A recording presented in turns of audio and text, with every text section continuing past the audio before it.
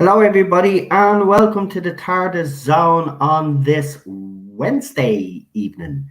Welcome. Nice to have you all on board. Right, I'm going to get me guests on, but yeah, because we got a few for you coming on tonight, so I'm just going to send the emails there real quickly because having a few computer issues. I might have to delete stuff on this computer actually because anytime someone puts a video up, it's actually slowing down or skipping. So that's why I didn't invite me guests on before we started, because if I do, the trailer doesn't play properly on my end and it gets very confusing. But we have 3 guests on for you tonight. One of them can only stay for a few minutes, but we do have other guests that will be able to stay for the full time. So we're going to stream for about an hour. And yeah, the guests that we have on are all pretty good guests. You like them all anyway. Just finished the stream with two of them. Actually, goes out on Friday. Yeah, we actually had a great stream just a while ago. So I'm in good form. I think everybody is actually in good form. Today or tonight. It's evening now, isn't it? Yeah, it's evening. Don't mind me. I've had a few coffees. Happens. Right. I've sent the links to everybody now, the emails. So we should get our guests. Oh, there they are. Look. Oh my God. Look how swift there is. They're already here. Right. Let's bring them on. You know what? The long intros are getting ridiculous, so I'm just gonna bring them on, right? So I want to introduce our first guest. He's a member of the clergy, or a member of the, what do they call it, the cloth or something? Member of the cloth. Man of the cloth. Sorry, holy man. But he's a nerd. But he's not any. See, I'm doing the long intro now. But he's not any other. He's not any normal nerd. He is the nerd father. I don't have my clerics on, so yeah, I am a man of the cloth, although it's kind of like a day off today. That's it. Well, enjoy it while you... I think I showed you my wall of nerd stuff before. I did. Do you want to show everybody again? There you go. That's Father Miller's stuff, and he has Tom Baker. Hey, Tom Baker with our Lord. And my little Funko toys. There you go. That is absolutely fantastic. Right. Let's bring on our next guest, because Father, obviously, as he said, it's his day off, but he does have... Not really, but yeah, it might be his day off, but it's not really. Let's bring on our next guest. He obviously has a problem. He's a being. It's a problem being. Howdy doody. I'm grand. How are you? I already know how you are. Let's move on to our next. How are you? How are you? Yeah, problematic. Good man. My mum's just come back from South Korea, so yeah, it's all changed. We know what happens when Mammy. So she's come to stay until she goes home. That's it. So she's ruling with an iron fist. The iron lady. Bloody hell, you don't know the half of it, mate. Right, let's bring on our next guest, because he was with us only a few days ago, and we did say when we do a stream on Wednesday we were going to bring him back on, and I'm delighted to say that he's here. It's Clobbering Times. Hey, it's Clobbering Times. Hello, my friend Noel. Thank you. Problematic one. Good to see you. And I'm in the presence of someone I've seen a lot of times, Mr. Nerd Father. Yeah, good to see you. I'm honored to see you. Not Mr. That'd be Father Nerd Father. I'm sorry. Mr. Father Nerd Father. Mr. Father. Father Mister. I mean, it works for me the way you want. No, if I was a deacon, If I was a deacon, it would be Reverend Mister, but I'm not. Okay, gotcha. I have stand corrected. Right. I think we should get straight into. So there's something obviously for Doctor Who fans obviously dropped Big Finish. They did what was it, Dalek Universe, David Tennant trailer. It dropped yesterday. Obviously, people obviously know my point of view with Big Finish. To me, it seems to be all a cash grab, as I have said. But with that being said, yesterday's trailer blew the socks off me.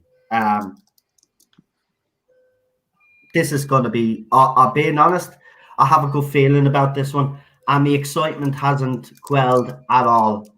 Unlike the other two with the Ninth Doctor and this Time Lord Victorious thing that's happening. But I'm genuinely excited about this Dalek universe. I wanted that while I have you all on the panel, and I'll start with you first, Father, because I know you won't be staying for long. But have you actually seen the trailer? I saw it yesterday, but I didn't watch it, and I forgot about it till just now.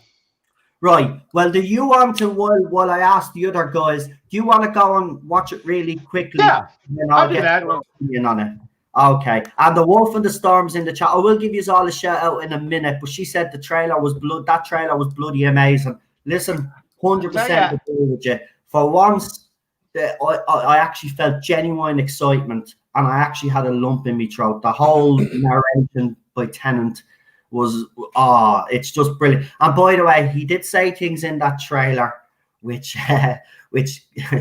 goes against what Chris Chibnall's trying to do. He said his people, his home, and he said he lost his people, his home, he lost Rose. So he basically says Gallifrey, that they're his people. So again, I thought that was very interesting. And I have another thing actually to say as well. BBC dropped the trailer as well, which we'll talk about, where they're basically saying this is what the TV license fee gives you. And they showed multiple of shows, and guess what show they didn't show? Doctor Who. Now, a lot of people think that's quite telling because Doctor Who obviously is supposed to be their flagship show. So if you're showing a trailer for what the TV license does, surely to God you would put the Doctor Who, your biggest IP. Well, it was. Yeah, I wouldn't say it is now, but supposed to be their biggest IP and doesn't feature on the trailer. That's another thing. So we'll start with problem being about the trailer for Dalek trailer, and then I'll obviously then I want your thoughts on the BBC TV license trailer. So if you want to talk about those two, and then we'll go ahead.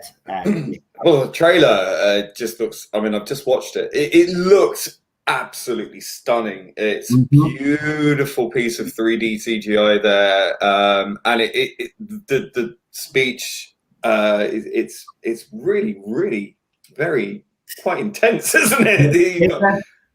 It's beautiful, really beautiful. Wow, yeah, love that. More of that, please. Exactly. Listen, I'm genuinely excited. I'm actually I'm buying this.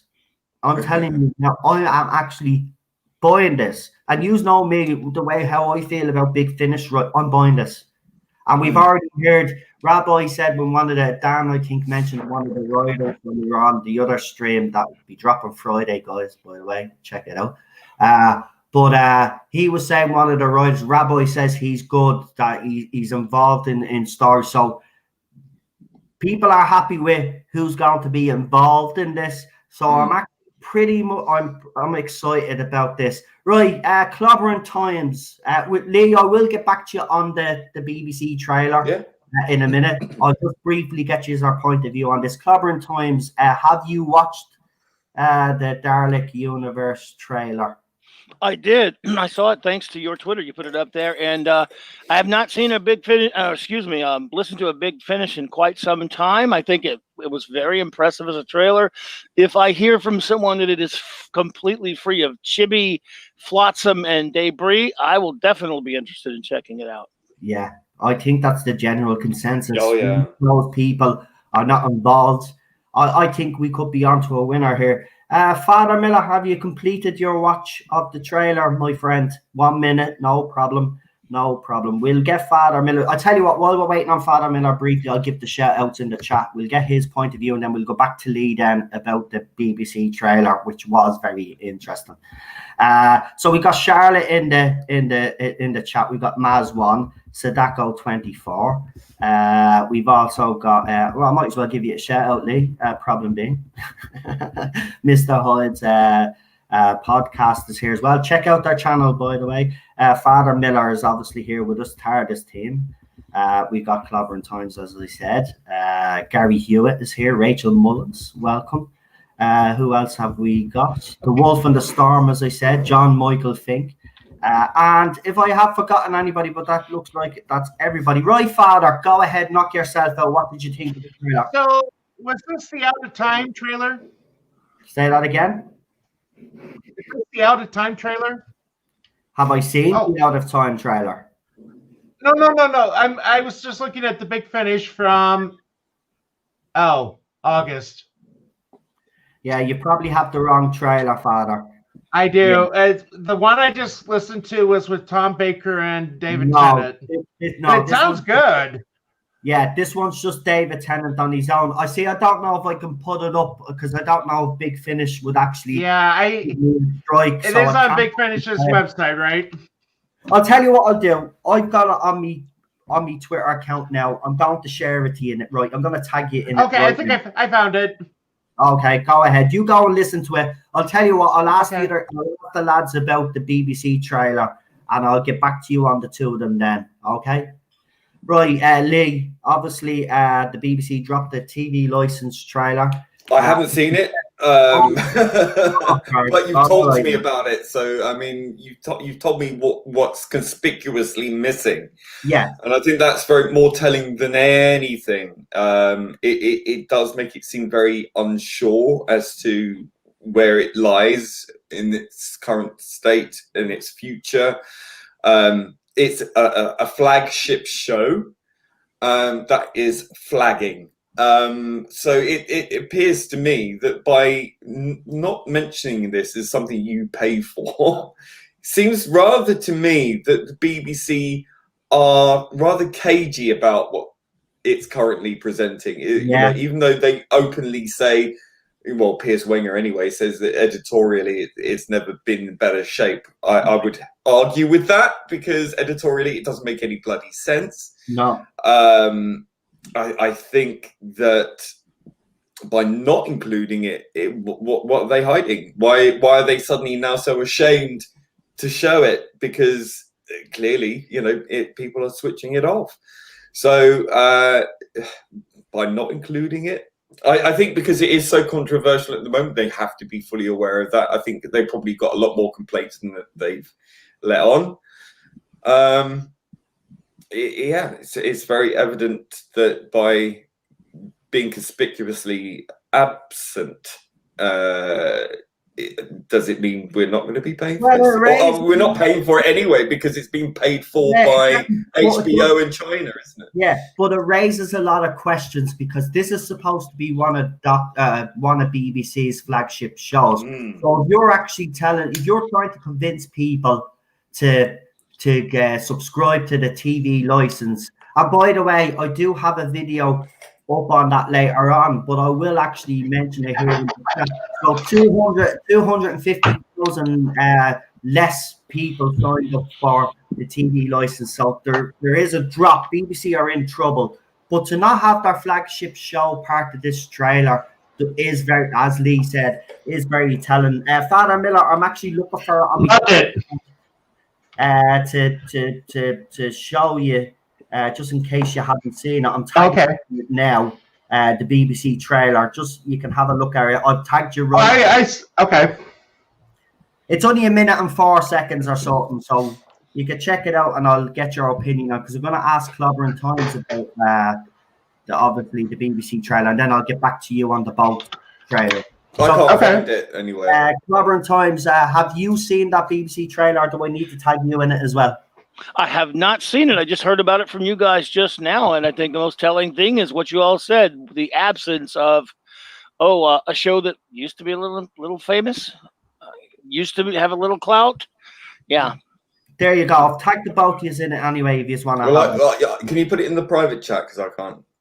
Because I'm not on Twitter at the moment. Oh yeah, I don't know how to do that, Lee. You know me. I'm a bloody. Hold on. Copy and paste. I can. Hold on. If I share it to you on Messenger, even though it's a Twitter link, you'd still be able to watch it, won't you? Yeah. Right, I'll do it that way. Okay. I'm about to send it to you right now, pal. Well, it's interesting, isn't it, that after Gary Lineker mouthed off about Tim Davie, like all of a sudden, like a day ago, his wages have been publicly made known in the media that he's getting paid. Pay drop, yeah. By the way, I'm starting to have a few worries about Tim Davie, to be honest with you, with some of the accents. I know some people don't like Sue Barker, but when I've showed you the article anyway, they're still going down this diversity and inclusion strategy, which has basically killed them because they're overdue. They're basically. Lee, isn't it true they've already met their quotas? They're actually over the quotas, but June is actually saying that they still have it, that they haven't met their quotas. That's the contradictory thing about, and I've sent it to you, Lee. Yeah. Right, Miller, while Lee is watching and Clobbering Times are both watching the trailer that I've sent them, go ahead, pal.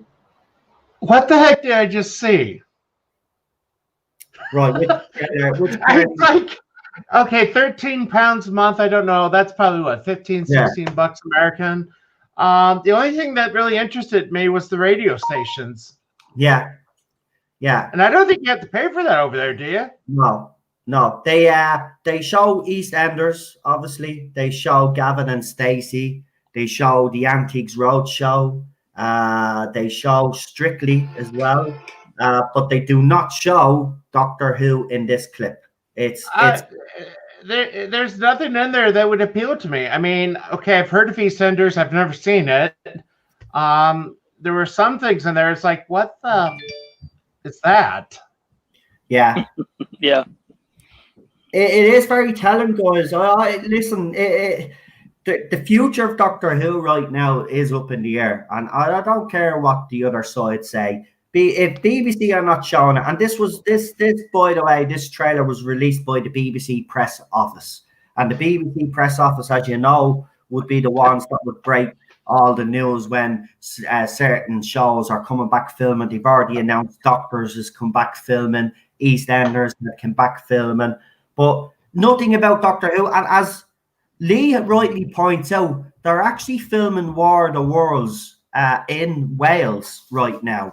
And that's where Doctor Who, as you know, BBC Wales is where they're obviously fans of this current era, but they film in Wales as well. So it's interesting that they haven't at least started filming in somewhere in Wales when they can. And the fact that they don't have them in this trailer, and the fact that the Doctor Who magazine, now I have been told, and if it's true, fair enough, but apparently the Doctor Who issue that's coming out has a double cover, so it obviously has who's on the cover now? I think it's David Tennant or the Ninth Doctor, but apparently it's a double cover, which I didn't know. But apparently Jodie Whittaker as Doctor is on the other side of the cover. So that's obviously for the people. Yeah. See, we've seen a lot of double covers lately as well. Look, this is not looking good. I'm not saying Doctor Who is gone, but BBC are not giving me confidence that they have confidence with this show if they don't put it in the bloody trailer for the TV license to convince you to get the TV license. So, as I said before, I think BBC have lost faith in this show, and it shows. What would you all say to that? Yeah, well, I think I was just going to say, I think as well, they're saying, look at all this stuff you get. Yeah, but all this stuff isn't for everybody. You know, I mean, for half that price, I mean, it's £13.13, ironically. Yeah. You can get a subscription to Netflix and BritBox or Netflix and Amazon or something like that for around the same price. Mm-hmm. You have two subscriptions for that You get price. Hulu over there? No, we don't. No. Okay. But what I'm still saying is that you can still have the option to get two subscriptions here for Amazon and Netflix, for example, or BritBox, which has more classic BBC stuff on there, which people used to love, and isn't available on the iPlayer for free anymore. So they expect you to pay again for the classic stuff we've paid for already, time and time over. But hey, it's still a resource. I'd rather pay for that than, so I don't listen to BBC Radio. I know some people do, but hey, that's radio. I mean, it's not as big in the UK as it is in America, which is, talk radio is a big thing over there.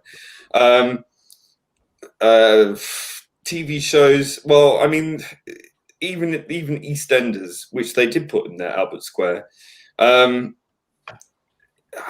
a drop off to just over 3 million views when it came back.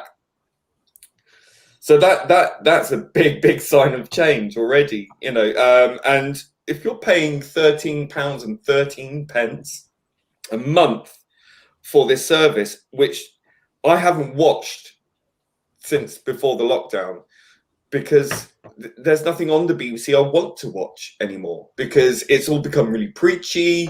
They clearly don't want me as a viewer because I'm toxic.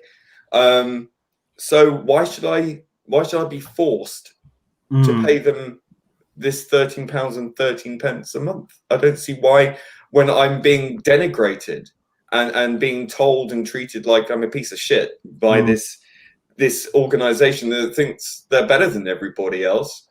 I don't want to be condescended to. I don't want to be preached at, and I certainly don't want to pay them for the pleasure of that. Thank you very much. I want the choice. And I think in today's day and age and modern sensibilities, people are now offered far more choice than they have ever been given. And I think you need to be competitive in that current situation. And I don't think the BBC is. I think they would do better if they didn't have that safety net, if they were forced to be competitive and to up their game rather than resting on their laurels and everything that they've done in the past, which is firmly in the past. It's an anachronistic organization. It doesn't speak to the modern generation, doesn't speak to those who've been loyal to the BBC anymore because they're being told that they're wrong thinkers. I think, listen, Tim Davie has to step up. He has to show his teeth, and he has to bite with those teeth. He can't gnash and growl without taking a big chunk out of the BBC. He has to step up. He has to get in there. He has to start doing something, and he has to take really bold decisions as soon as possible, because I don't think he will. I don't know. I don't think he has the teeth that you believe that he has. Well, I didn't say I believe he does. I said that he has to. Yeah, I don't think he does. I don't know. We don't know yet. It's early days. Listen, it's one man. It's one man against an entire organization. True, and an organization filled top to bottom. Filled top to bottom with common purpose acolytes, pretty much. It's a cult within the BBC who have taken it over. He has to weed that out, and that's a massive task. I'm hoping that he will be bolstered by the choice for chair in the upcoming months, but I don't know how deep rooted this cult within the BBC is. I think it's very deep. I think it's been the slow march through the institution for a long time. He has a massive task. Does he have the hard nose to do it? Can he do it? What's the legal aspect of it? Can he fire these people? Can he go after these people? Can he change the system within the BBC to make it representative of the country? I think if the BBC don't, it's not going to last. So I think there has to be some kind of reckoning where they have to accept that if they continue the way they're going to run the risk of being obsolete within the next, well, I mean, they're already obsolete, with especially if they continue this road, I think that it will quicken the ending of the BBC. And I think he has to make that very clear.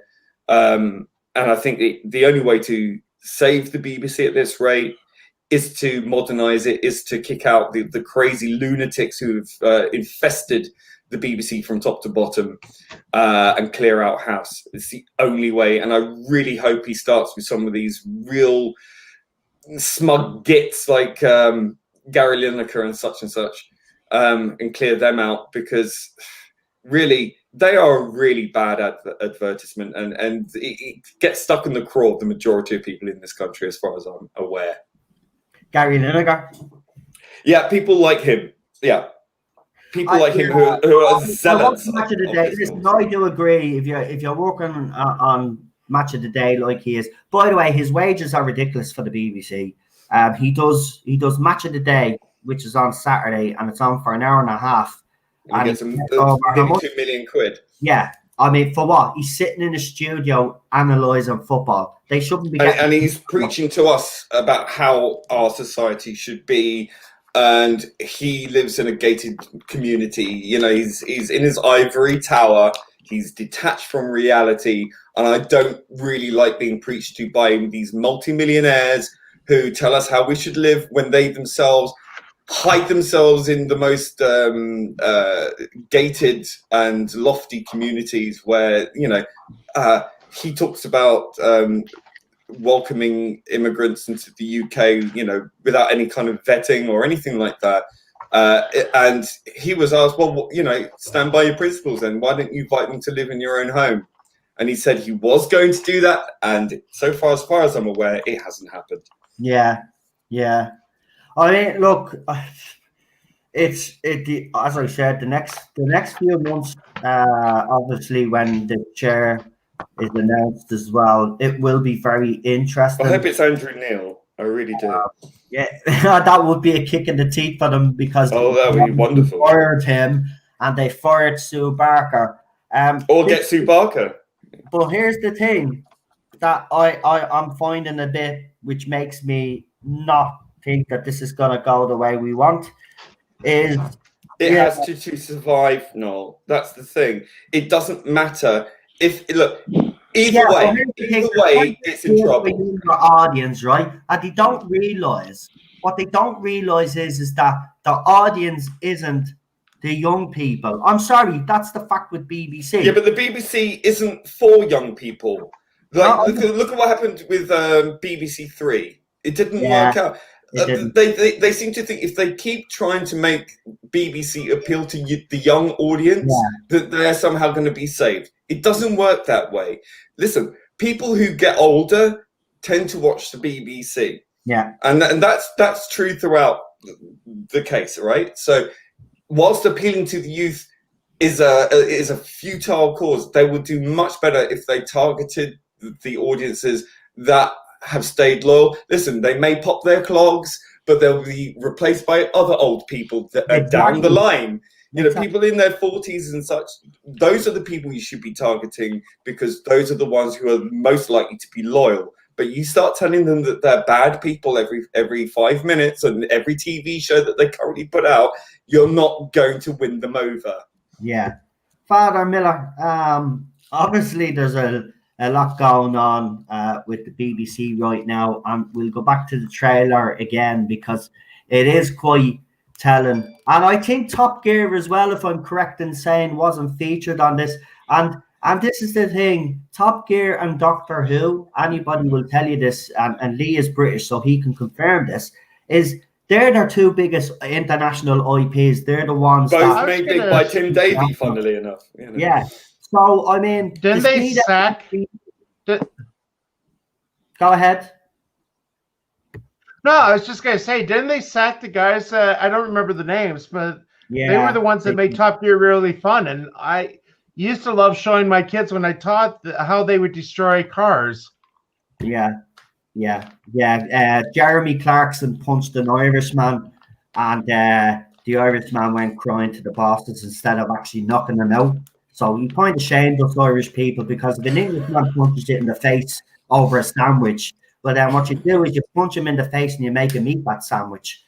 But no, he went off to the BBC bosses, and he was. I'm not sure that story is 100%. No, I don't know, but it doesn't ring true to me. I don't know. Here, listen, I want to show you this because there is a bit of controversy in the Whittaker land as usual. So, Hero Collectors obviously released their figurine, and I've heard about this. Yeah, I'm not happy about the Joe Martin figure. Oh, gee. So I've covered their name because I don't want to embarrass them. It's actually it's actually a bloke in a Jodie Whittaker costume. And without being fuck's sake, without being rude, he's about 40 stone. As stated by other commentators, the fact that this figurine version of Joe Martin's Doctor is extremely slimmed down is absolute BS. But watch this, because Whittaker fans are made to use our own words.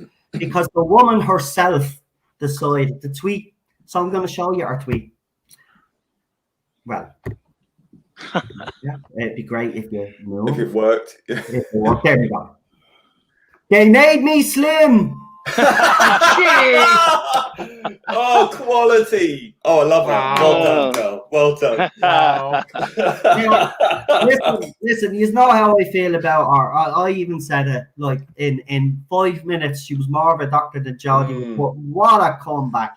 And you know what? Fair play to her. She's not offended. She wasn't triggered. She said they made me slim and love her. And you know what? Look, this sometimes happens with these figures. They don't do it deliberately. Well, look at Colin Baker's figure. I mean, no one said anything about. I mean, he was quite chubby. If you look at, I mean, they always sort of mocked him in some of the big Finish orders for being the chunky one. Yeah, but can't shut up, which is our fake outrage. Yeah, Joe. Yeah, like they really give a shit, you know. And it is her account because that's the photograph the night when it was revealed she was the Doctor. That was the photograph. The real Joe Martin, and there you go. What a comeback! But brilliant, fantastic. You know what? She gets it. It's a figurine. Get over yourselves. Exactly. Like no one outcried about how slim Colin Baker looked in his figurines. I mean, really. By other commentators. Well, those commentators, like you, are morons. Shut up.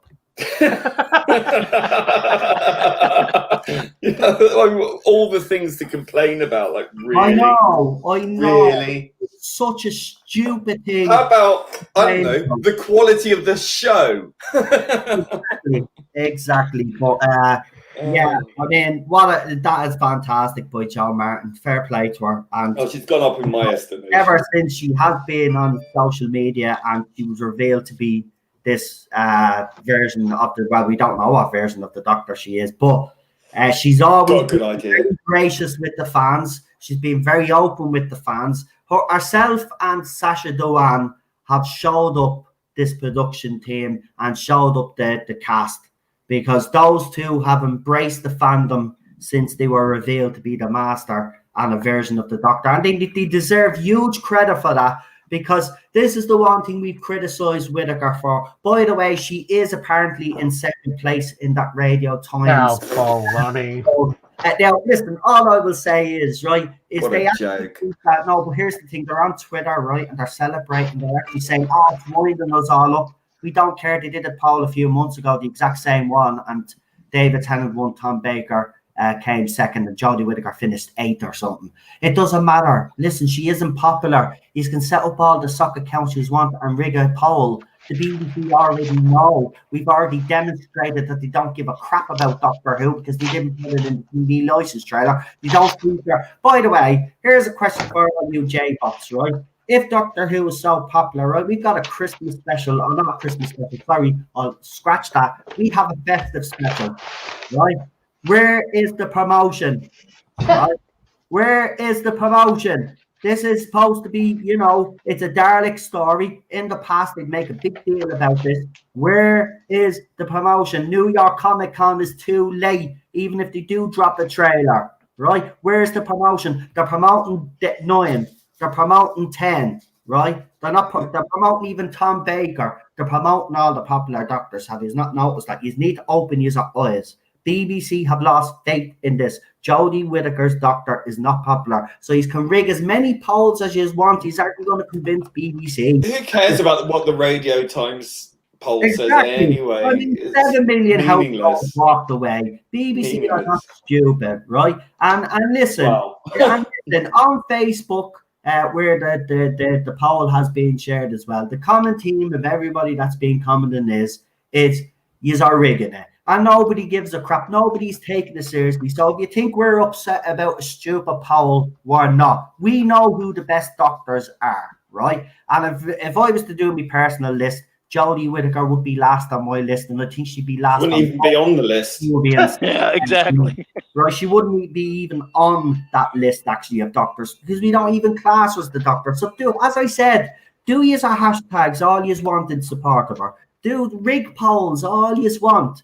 It doesn't matter. We don't care. It really doesn't matter. So listen, we're not even highlighting it because we don't care. Yous are the ones that are so desperate to validate Jodie Whittaker's doctor. It's actually sad and pathetic. She isn't popular. We are glad that she's enjoyed her era of Doctor Who. We really are. I wish we could feel the same, but we don't.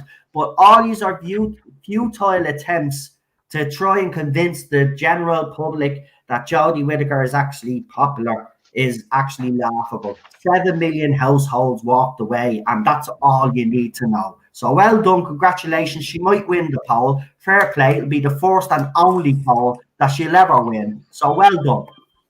Well done. Anybody else want to add about that? Actually, how pathetic it all is. Clobbering times. What do you think? I mean, it is stupid, isn't it? The way everything go on. Yeah, look, again, you guys know more about the interworking politics of the BBC and all this stuff. But if you're just talking about this poll, but again, I missed the last part because I lost you totally for a minute there. What happened is they basically there's a poll to pick the best doctor of all of them, and Jodie Whittaker is second in that poll. I saw that. Well, hold on, when they did the same poll last year, David Tennant won. Tom Baker came second, and Whittaker finished about 8th or 9th in that poll. She did finish ahead of Hartnell, which I thought was a disgrace, and she finished ahead of Sylvester McCoy and I think Colin Baker. But the fact that she's second in this now new Radio Times poll because they've been obviously, setting up their tricks. And yeah, they're not playing fair, but they think it bothers us, which it doesn't because we already know the poll result of a few months back last year. That's the poll result. They're obviously trying to rig this to make it look like that she is popular. Because if you look at that post, because there's someone in the chat that sends me all of their tweets basically about what they're saying. And they actually think this is upsetting us. We're not upset at all. We already know that.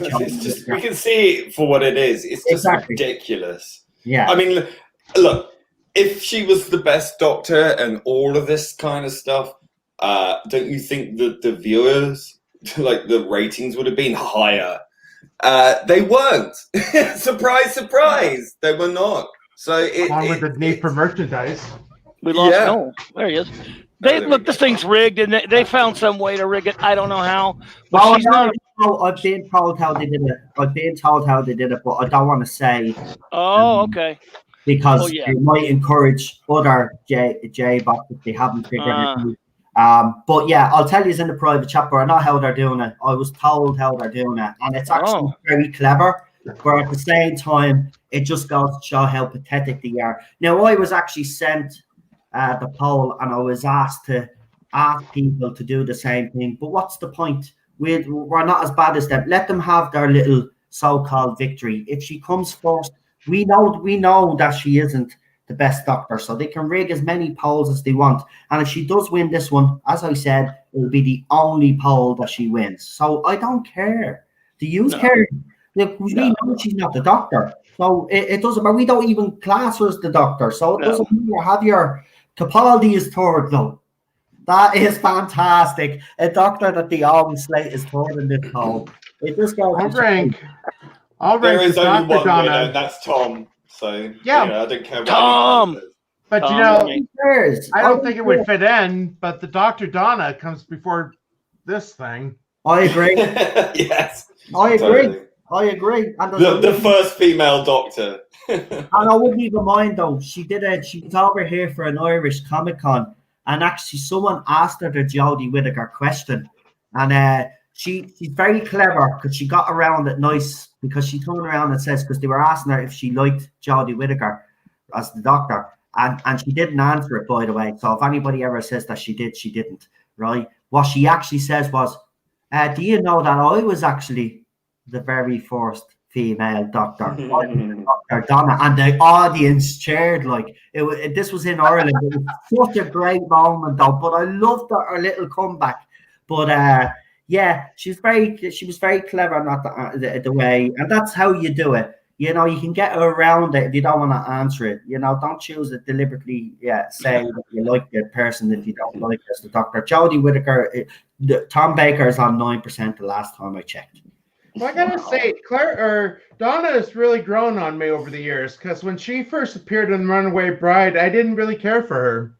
Yeah, see, a lot of people judge her on that, and I think that's an unfair judgment. I always say, I'm speaking as an American that doesn't know who Catherine Tate is. Yeah. That's the only thing I know. I was very skeptical when she was given the role. So obviously, being British, I knew who she was, and I thought, well, she's a comedy actress. You know, they're just going to turn it into a stupid comedy.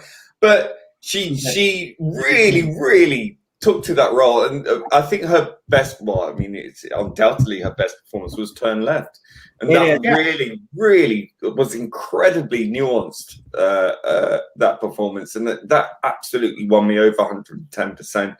She was incredible, actually. I have a theory on companions anyway. People never should judge them by their introductory episode because they're always going to be a certain amount of who is this guy? What the hell is going on? What's the situation? Yeah, because obviously replacing someone you probably liked or something. Right. Well, there's that. Absolutely. And then they're just getting adjusted. Give them a couple of episodes. That's when you can know what kind of companion they're going to be. In their introductory episode, like anyone else would be, they're like the audience. If you get thrust into a crazy situation like that, you're going, who the hell is this guy? What is going on in my life? I hated how her arc ended, though. I'll never forgive Moffat for doing that. It's like all that for nothing. I know. She didn't deserve that. She didn't deserve. I was actually agreed. That part, the scene with our mother when the doctor said, well, you know, because the mother's always being harsh on her. Well, why don't you tell her that she's such an amazing person? And like, it's so sad because you could see that Wilf is devastated because he knows that she was better for it, and now she's going to revert back. Now, I can't forgive, or it's RTD, wasn't it? RTD for that, I think. Wasn't that RTD? Yeah, season 4. Yeah, so I won't forgive him for that because she didn't deserve that. She was a better person for it. She made the doctor a better person as well. That's why I love them as a duo. I think the personal chemistry was spot on, but the relationship between the doctor and Donna is just I think it's probably the best that they've done in New Who. The best doctor companion relationship. That's the way it should be done. And someone said it, and I just want to read out their name because they're in the chat and I've never seen them before. Dark Duck says Donna also broke the ageism barrier. Was amazing. Well, I suppose that is true in New Who. All the companions were kind of young and classic. Except for Ian and Barbara, yeah. She was the first fairly close to middle-aged companion since Ian and Barbara, probably. So for me, Donna is. I've always said I'll defend her because I think I do agree with people. If you want to watch her in an episode, The Runaway Bride, for me personally, is the wrong one to watch. Just watch when she appears in season 4. Because it is a bit harsh. She toned it down for serious, but she got the balance perfect. But that also is down to the writing, and someone's phone is interfering with the stream. It's all right. It's all good. Was that you, Lee? No. What does it mean? I'm only messing. I'm only joking, which is odd. Relax, yous are cacks. And hello, Dark Duck. I just want to say it again. We got Lee Anthony Davis and Terence Kent in the chat as well. Welcome all. Right, guys, this is the last few minutes. Well, we've got a few more minutes. So what I'll do is actually we'll do something different. Is there anything on the panel you guys would like to actually bring up and highlight? I'll start with Clobbering Times if you're ready. That might be your phone, I don't know. But if you're here, is there anything that has happened that you'd like to bring up in the world of showbiz? Anything that has stood out? Oh, by the way, actually, just before cuties, right? Obviously, a lot of controversy around that. Someone put up a screenshot. It's trending on Pornhub, apparently. Oh, good God. Yeah. Wow. Now, obviously, I'm not checking out myself, but the person that put up the yoke, someone else in the thread said that he actually went in to see if it was actually true, and apparently it is. So that's amazing. I can't believe that. I don't know how you personally feel, but I think this is the most vile, disgusting, and I've only seen little brief clips because obviously there's people putting them up on Twitter, and I've seen some of these clips, and you know what? It is very disturbing that this is being normalized. I'm really frightened for the future because we seem to be going backwards as a society. You know, the age of consent and all. If you notice, every couple of years in every country seems to be getting lower and lower and lower. I'm telling you, this radical left, they seem to be wanting to normalize this kind of behavior. Is there anybody on this panel? I'm going to ask you out straight because I know there's a few YouTubers that have checked it out just to do the review on it. I can't bring myself to watch it. I'd never watch it. It's on the Netflix main page now. It surprised me considering the controversy. Yeah, but, I mean, it seems they're doubling down, like, you know, in the true BBC fashion, you know. I can't do it. No. I can't. I'm definitely not doing it. I mean, I'm a gay man. I'm not going to be watching this anyway. You know, it's not. You know, no. What I found disturbing was the little brief clips that I saw on Twitter. These little girls seem to be behaving like grown women. Yeah. And I found the whole thing very unsettling. And I literally saw a 10-second clip, and it's just I just don't know what to say anymore because we are going. Who wants to watch a film with precocious brats in it anyway? That's enough to put you off. Yeah. Like, let alone anything else. You know, I mean, child actors alone do my head in for the majority. I did actually ask because I don't want to because I know nobody really wants to talk about that. So we'll move on. So as I said, Clobbering Times, is there anything that has happened in the world of showbiz that you think everybody in the chat should know about? Actually. Well, there were a couple of things going on that was mentioned yesterday. I'm totally with you on cuties, by the way. That's disgusting. Yesterday, the MCU announced a big casting. I don't know if any of you really follow that, but anymore. The MCU is pretty much dead to a lot of us now, but they did have a big casting announcement. If any of you are fans of comic books, they casted in their next phase. I don't know why they're doing it with Ant-Man 3, but they've casted an actor by the name of John Major, I believe, as Kang the Conqueror. And if you've read Marvel Comics at any length of time, he's one of their big baddies. I think they're probably going to make him the Thanos of this next phase. And there's some controversy going on. A lot of the outlets that reported it got the character completely wrong. He's not Reed Richards' father, as they said, as some of these skeletons. But that's one of the fairly big casting announcements right now. But other than that, the DC, go ahead.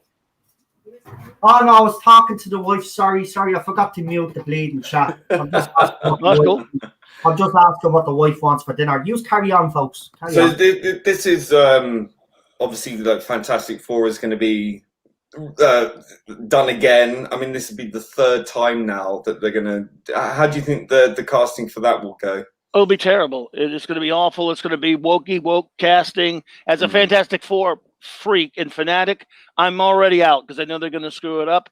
But this casting portends that they're going to probably have a serious race change of Reed Richards. I'm not one as fond of the woke casting race changes, but there were some reports when they announced this, because it is the gentleman's a black actor, good actor from what I hear. Kang was not.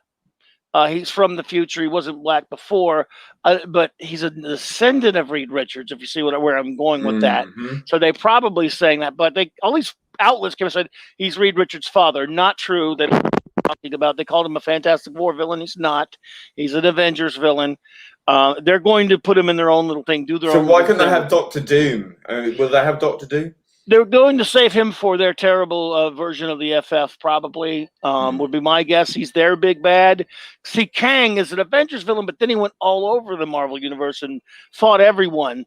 He really is an extraordinary... I mean, it will do your head in if you try to watch one of these videos that explains his history and his past, because he's one of the most timey-wimeyest villains you're ever going to meet. Well, Matthew Pounder in the chat says Kang started as a future version of Doctor Doom in the comics. Is that right? Well, eventually, when he first started out, he did say that when in a comic book, he was Rama Tut in a Fantastic Four comic book before he was Kang, and he told Doctor Doom that he was a future version of himself. It all got retconned later by Steve Englehart, then later John Byrne, Matthew, and it got all changed. And eventually, it turns out he's not Doctor Doom now. He is from the future. He's Nathaniel Richards is his name. He's been Immortus. He's been Kang. He's been Scarlet Cobalt. He has been Iron Lad. He has been What a haul. He's been I'm gonna be everybody. Yeah, it's been Rama Tut. Yeah, and the thing is, he was originally he did tell Doctor Doom that, but then it turned out to be not true. So Doctor Doom we used to always think he's a future Doctor Doom, but he is not.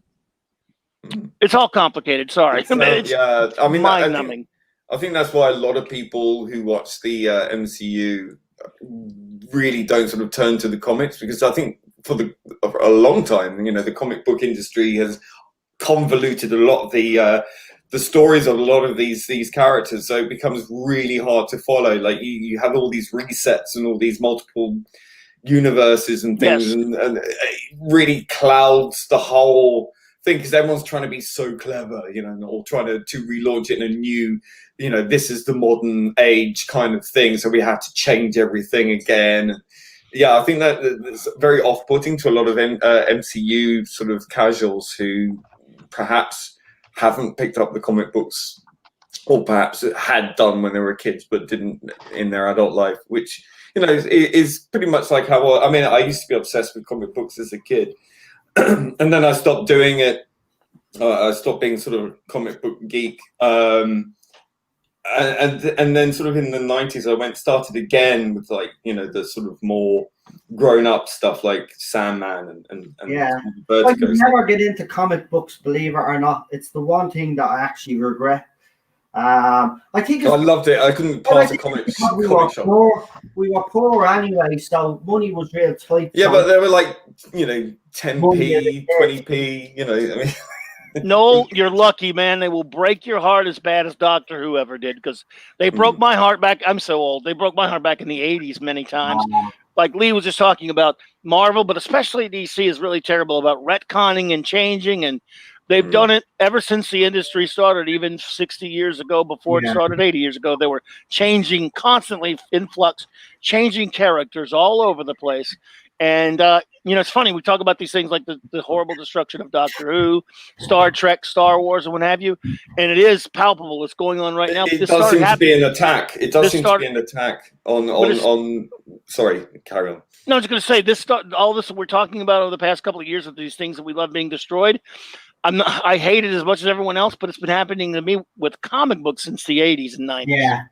So I'm almost used to it. It does seem to be a concerted effort to destroy anything sort of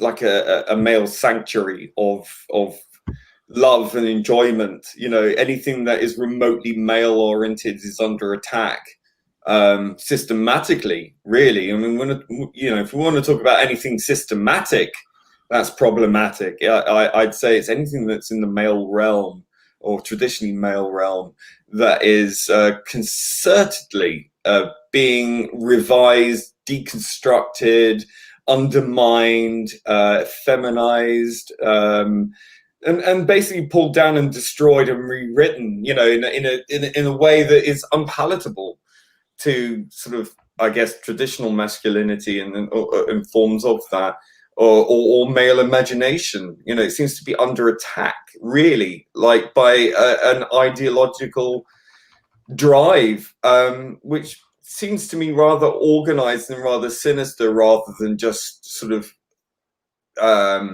by chance. You know, it seems more than by chance that this is going on, and I find that very deeply troubling.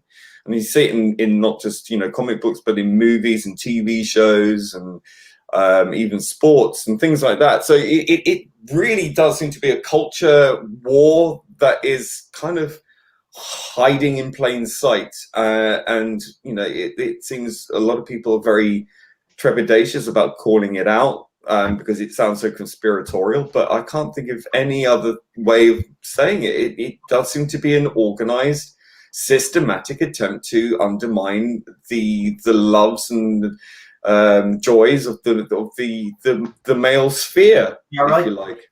You're 100% right. That's exactly what it is. We've all seen that famous poster breathing new life into old franchise.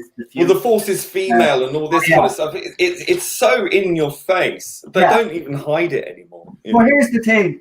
You know, the franchises that they mentioned, Ghostbusters didn't need new life bred into it because the franchise was already dead after Ghostbusters 2, or the game, if you want to include the game.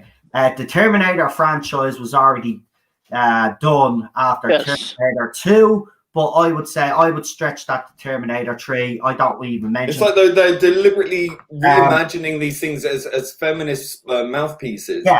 And trying to bury the past, so they drag up these corpses of these once loved franchises that were predominantly male oriented, okay, exactly. And then they turn it into these things, and they try and pretend it's like you know, not just a reboot, but it's brand new. You know, like forget it ever happened in the past. You know, this is the way it is. They haven't bred new life into these franchises because they were already dead in the first place. So they weren't, and they've just actually compounded the fact that nobody wants these franchises back. Sure, everybody was done with Terminator years ago. People got longer term memories than Hollywood gives them credit for. You know. Now, don't get me wrong. There was always a call for a third Ghostbusters movie. I'll admit that. But at the end of the day, we wanted a third Ghostbusters movie. You don't breathe new life into a franchise by bringing in all women, replacing all the actors that actually made the franchise in the first bloody place. If you want to hand the baton over, you put them in the movie. And you surely female empowerment would be if they came up with their own IP. You know, if they invented their own characters, their own story. Why did they feel the need to undermine and desecrate sort of male role models at every available time? A number of factors. Seems very insecure to me. The main reason is laziness. It's no, I think it's more than that. I don't think it's laziness. I think it's completely on purpose that they want to destroy anything that we love dearly because they want to. If they can't have it, then they don't want you to have it. I don't think that was the goal at the start, Lee. But I think it was. I think they used these franchises because they were lazy. They had no imagination. I mean, you look at even The Force Awakens. It's everybody has said. That's not saying women have no imagination. It's to say that these crazy people. It's like a New Hope repackaged. That's what they do. That's all they do. They have no original ideas because when they do try to show a bit of imagination, you get Rian Johnson's the Last Jedi. That's what you get. The thing King says it'll be Jaws 5 next, and I bet you it'll be Jaws 5. Jaws the shark gets pregnant and has a female baby shark. Yeah, but Back to the Future 2 for Jaws 23, so I'm good with that. But it'll still be like Jaws is a female. So Jaws shouldn't have. And will be killed by another female. It shouldn't have had those sequels. Jaws 1 was a perfect movie. Should have left it at that. I don't think we should have had the rest of them. I mean, that we one. We already had the Meg. I mean, that was the one with Michael Caine in it is ridiculous. It doesn't even make sense because sharks don't like waters like that. Imagine a shark like having revenge. A shark tracks the family to the Caribbean to get his revenge. Fucking stupid. Even back in the day, they did movie sequels, and I was like, why? But there is the exception. Terminator 2, Aliens, right? Star Wars, obviously, New Hope, and then the second one. I don't call it a New Hope. I call it Star Wars because that's what it fucking was.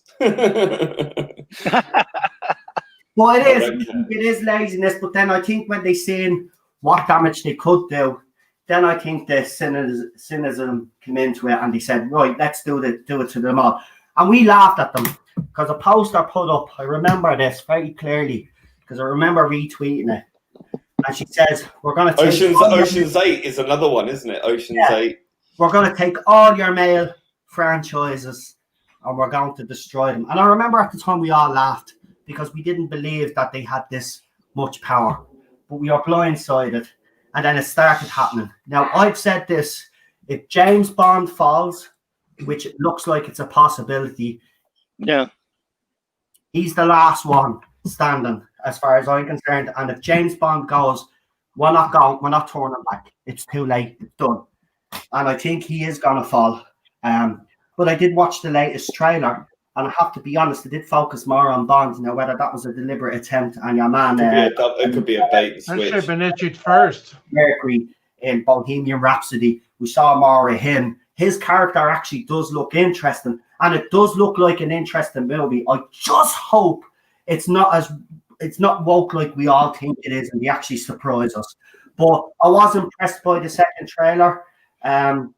But I'm still I'm a Bond fan, so this is going to kill me if they do basically a secondary element. Cut him. No, this might be.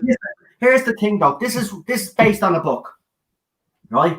So it's there in black and white that he's a man. He's everything. Well, not only is it based on the book, it's based on a real person, an actual person. Yeah, true as well. Sorry, yeah, you're right as well, because they did have a show on ITV called Fleming, didn't they? They did the whole story of Fleming and how he came up with the idea for Bond. I know the relatives of. Yeah. So if that goes, if James Bond falls, when is it out next year? If James Bond, it's out in a few months, isn't it? If James Bond falls, we're done. It's done. We've lost. I got to tell you, no, this could be the first time since 1973 that I don't go see a James Bond film, and I haven't even been happy with the rest of them recently. But I go, because I have to go, and this could be. They've already probably convinced me not to go this time. This will be the final nail in the coffin, I think, for James Bond, and it's so sad. And all it's being done for is, as Lee has said now, which I believe is the case now, they're just vindictive people. They just want to, they don't want to enjoy anything. And, could you imagine if we turned the tables on them and we demanded that all the female-led roles get gender swapped to male roles? Could you imagine the uproar with the public? Well, that's what they rely on. They rely on people. It's a shield to criticism. That's why they use groups and people in a very cynical way to stop you from because obviously we don't have a problem with strong women, we don't have a problem with LGBT, we don't have any of these issues, but they use these groups and people of color. I hate using that expression, but they use them as a shield to criticism because it's not the idea, it's the politicalization of the idea. Which is the problem, and that's the thing that we're attacking. It's like saying, Black Lives Matter is wonderful or good. Yes, the message is absolutely right, but the message is being used by extreme Marxists. Yeah. So you can't criticize the idea without appearing to criticize the message. Yeah. And that's a very clever strategy that they use, but you should never fall for it. You should never be afraid to speak out against it, because I think a lot of people, especially people who are of those groups, who see through that they're being used as a crutch for a really bad idea, which is, you know, the far left extremist, any extremist, whether it be far left, far right, whatever, is that they don't care who they use. They really don't care. And I don't want to be someone who's used to support an idea that gets people in their thousands killed, shot against the wall, you know, or gassed or whatever. You know, this happens. And you should always say no to it before it gets too far, because it will, if left unchecked, go so far. And I think these elections in America will be a testament to that, how people will be controlled by fear, if that will win. And if that is the case, then you know things are changing for the worse, because you better start thinking about where you're going to move to, because it actually came out and actually said, told the public to be aware now of the media's scare tactics over the next couple of months. They're complicit. They've gone from the and Donald Trump again, but never mentioned the. They've gone from the fourth pillar to the fifth. They've gone from the fourth estate to the fifth pillar. You know, that should be scary to anybody. Yeah. Father Miller, what do you think? James Bond falls were done. It's game over. You know, if they had issued that second trailer first, I'd be very excited for it. But with everything about Lashana Lynch and sexism and all that, big fat meh. Well, James Bond is a bit of a, chauvinistic pig. That's his character. That's part of the fun of it. Exactly. Look at Roger Moore. I mean, all his little things were great. Exactly. Like, whether the writers of James Bond realize this or not, men also have flaws, just like women do. So start writing them properly and realistic. Maybe then we'll come. I mean, the thing is, they're not empowering women by making them infallible and by making them so completely facile and uninteresting, by making them flawless. I think that that's a disservice to both men and women, because I think that you're not creating any sort of realism within that world. You're creating a fallacy, and it's so transparent and laughable. And I think that does a massive disservice when you got women acting like men. I think you're betraying your sex. I think that is not representative of the vast majority of women, who have absolutely no problem with femininity. Femininity in itself can be incredibly powerful, and by masculizing, I don't know what the word is, by masculizing, I guess,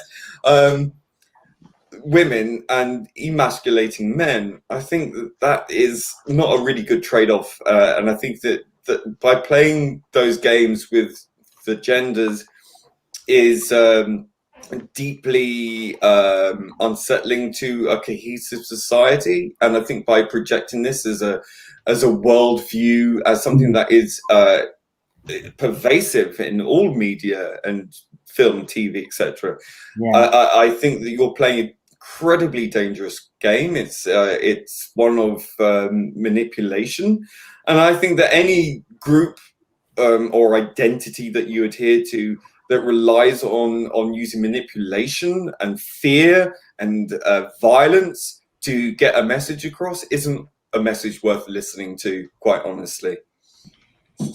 Yeah, I agree. Clobbering Times. Yes, sir. James Bond, obviously, you said the 1970. What was that? The last 1973. I went to. It was the premiere day for Live and Let Die, the first Roger Moore film, but they showed Connery's last film before that. Diamonds Are Forever and a double. And I'm very, very young age. I didn't understand why one guy was different in the next film. I didn't get it. I was maybe 8, 9 years old, whatever it was, and but I just fell in love with. Series. Have not missed a Bond film in the theater since, even though I don't really like it for the past 5 years. I have a lot of problems with what's going on with the Bond for the past 5 years as a Bond fan. I'd have been there for this one first day, and now I don't think I want to go. Even with the second trailer, which makes it, I just don't trust them. And this could be it. It could be the time I don't go to a film purporting to have James Bond in it. Could just be me. I just hope, I'm just praying that this movie isn't what we think it's going to be, because I think this will kill the franchise. I think they want to, because even during the Daniel Craig era of Bond, we have been hearing a lot of rumors and whispers that they've wanted to reboot this again for because they're not happy with. I think Quantum of Solace might have threw them off a bit, because Casino Royale, Daniel Craig's Force Out as Bond, I thought was a great movie. Quantum of Solace is a failure on every level. I did like Spyfall. I think that's the best movie that Daniel Craig has done, actually, as Bond. I just absolutely. I think Casino Royale. I haven't even seen Scepter. But the rest of them after that, Spectre, no, I wasn't a fan. I suffered for that film. The worst film shoot I've ever been in. It was painful. It's sad. It's the same with Solo. That was a really hard film to you notice something about all these Craig Bond films? I mean, I thought Casino Royale is a really excellent film. Not so much a James Bond film, just a good spy action film. Yeah. But if you notice one thing from that thread, even though I agree, Spyfall had some okay stuff in it. I hated Quantum of Solace. I hated Spectre. If you look at one thing, what is one common thread running through all of them? Just forgetting about politics for a second. 4 films about James Bond's damn origin and personal life. Things we never really needed to know. Yeah, it's like an international man of mystery. Yeah, they never delved into his personal life. Actually, I preferred the Man from U.N.C.L.E. The last time he delved into his private life was the George Lazenby movie, Her Majesty's Secret Service. That's the one where he actually gets married and his missus is killed in it. For the wonderful Diana Rigg, and then Kojak kills her. Yeah, I like that movie, but I do agree we didn't need. And actually, I've never actually thought of it that way. This is an origins story, and you're right. We don't need the James Bond origin story. We know what's on the tin. We know exactly what he is. He's a killer. He's a womanizer. He's everything that we want him to be. He has all these flaws. He likes his martinis, shaken, not stirred. But it's just like he has his flaw, and that's what I love about him. Even the Daniel Craig one, even in Casino Royale, to see Bond that vulnerable, I actually did like that. I did like to see the vulnerable side of him, because he does have those flaws.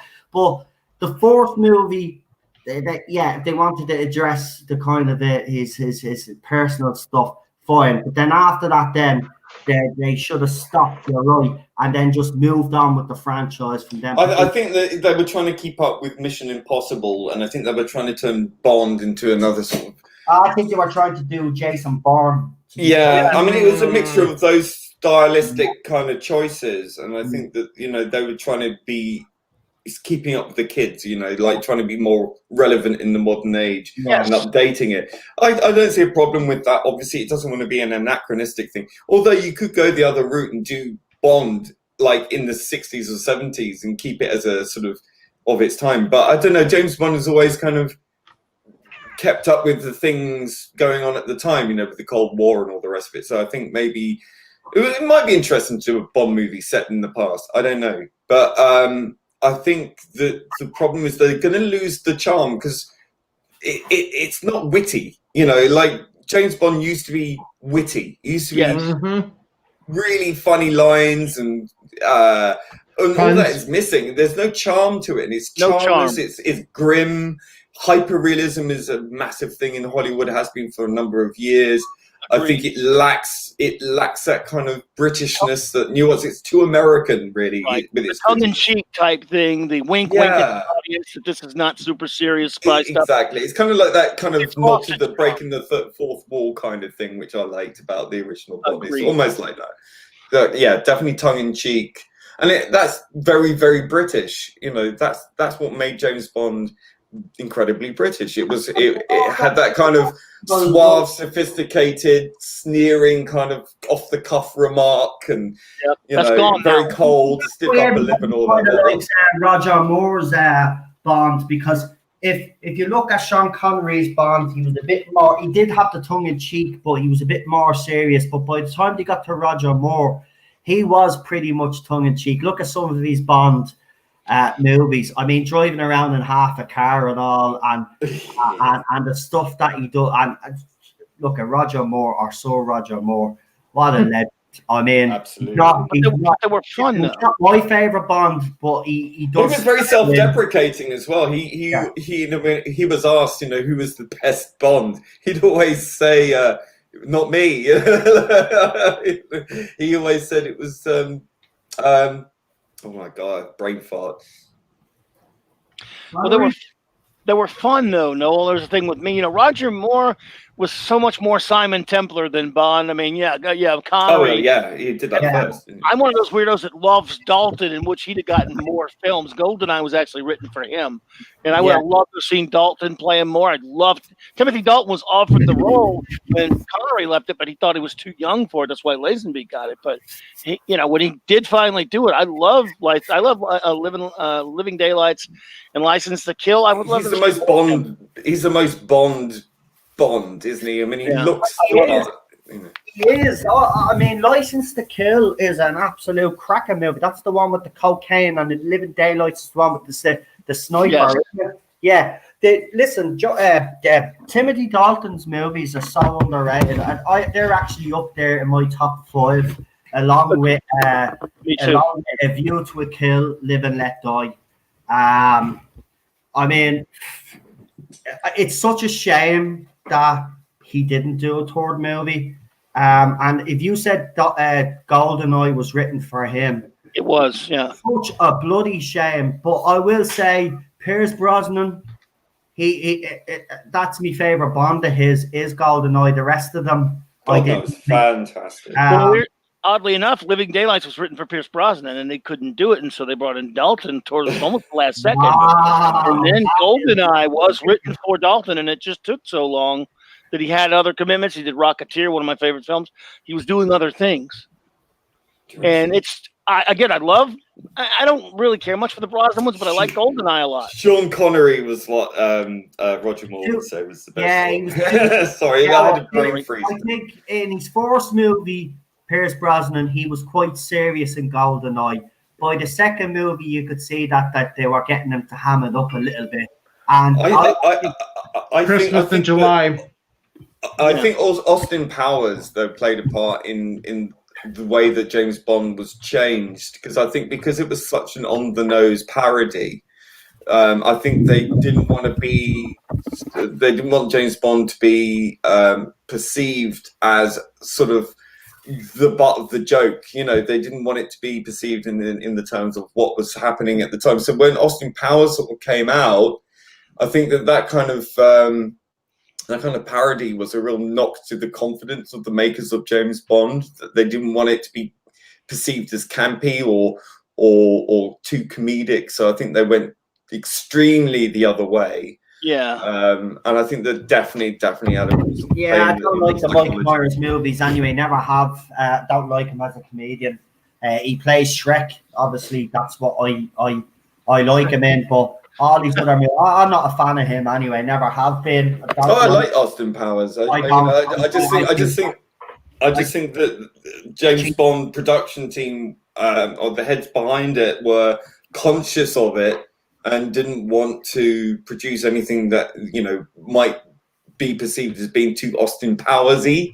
So I think they went so far to the extremes of making really grim and gritty and trying to be all super uber modern. But I think with hindsight, I think that they over-egged it in that direction. Yeah. I think it would have been better if they'd kept in the vein of the strong history of James Bond and had it a little campy, had a bit of a nod and a wink, and and being outlandish, as much as possible, which is the great joy of James Bond. And I think that they really should kind of rethink their strategy now. I think we've far removed from Austin Powers now that we can sort of think back about what James Bond used to be. And Craig was supposed to be leaving after this one, but now there's rumours that he might actually be given he's softened his stance now.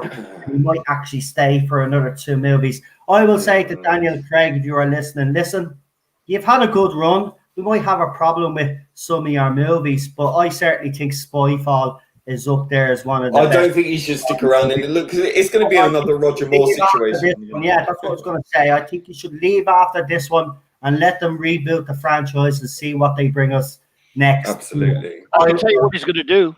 Go on. I'm sorry. Remember Logan? He's going to go for an old man Bond film. I can see it now. I think that'd be great, though. If they did it right, yes. But just a speculation. It's an interesting one. Make him M. Get him to retire, become M, and then that would be interesting. And then you could have a younger James Bond come in. That would be unusual. Yeah. That could work. All things can be interesting if you keep wokeness out of it. There's the key, though. Yeah, well, that's it. You have to keep all these politics out. Well, that powers down to the audience. If we all say we're not watching it until you fuck off, Look, we don't know what this movie is going to be like. I'm hesitant to watch it because I don't really want to be giving them money, just in case it is, because then I'd feel like a right. Well, I see it this way. I wait till I hear a review from someone I trust. And then I'll consider it.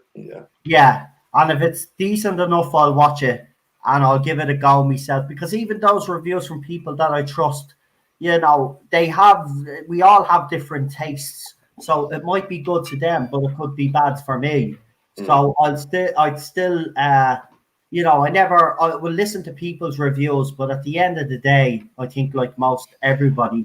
Well, I think if you get a consensus, I mean, we're all subscribed to various people that, we do listen to, and we listen to because they do resonate with how we feel about certain things. Yeah. So it's not because they tell us what to think, it's because they resonate with what we already feel within ourselves.